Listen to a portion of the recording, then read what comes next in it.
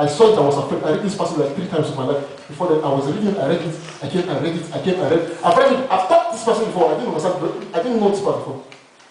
And God said, if you refuse me, you don't have an option. God is saying, I'm breaking my hand. Survive your hand.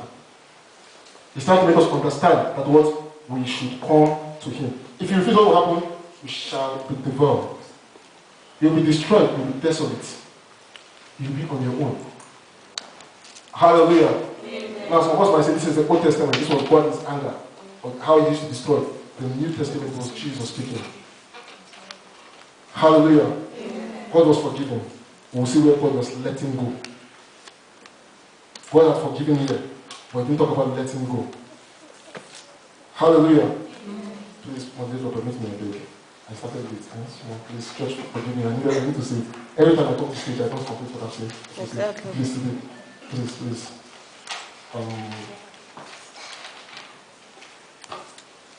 Okay. Please follow me quickly to Matthew.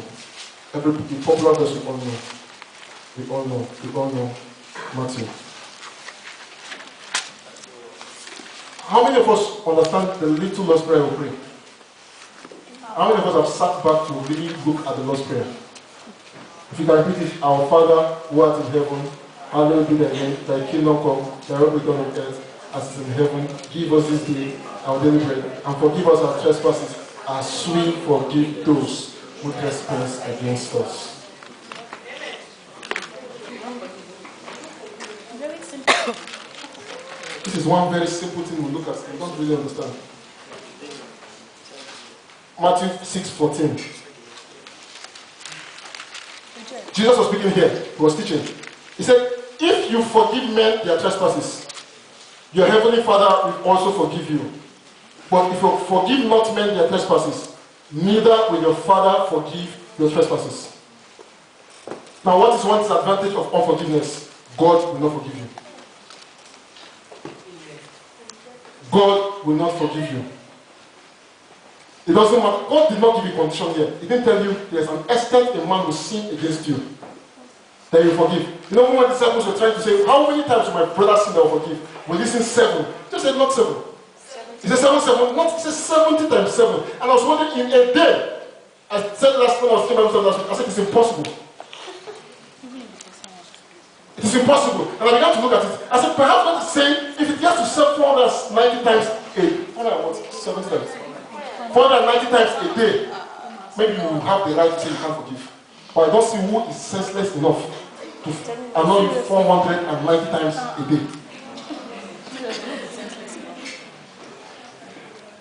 There are 60 minutes in 1 hour. There are 600 minutes in 10 hours.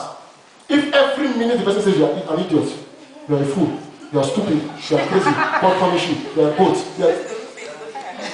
they will get to a point you begin to laugh. Because you know the person is becoming foolish. Hallelujah. Amen. So God is saying, if you don't forgive, see, I don't care. God does not care. He doesn't care what the person has done to you. That's God. Because what have you done to him? Do you know?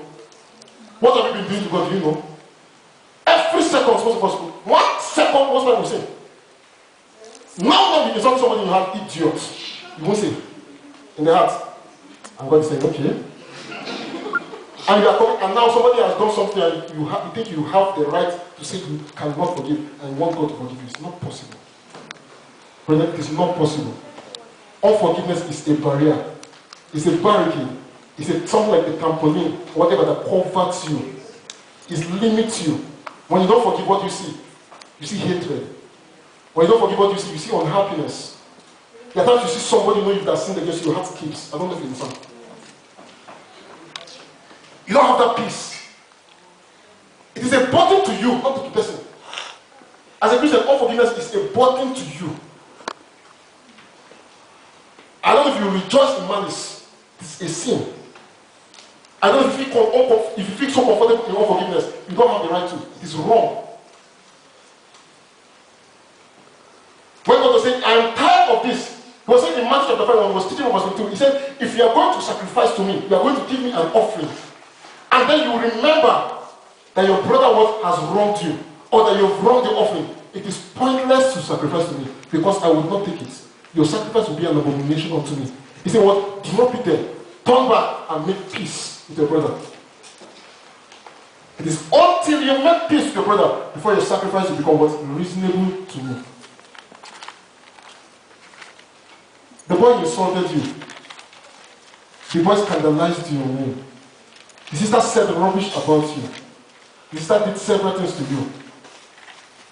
God is telling you, and so what? He's not trying to make you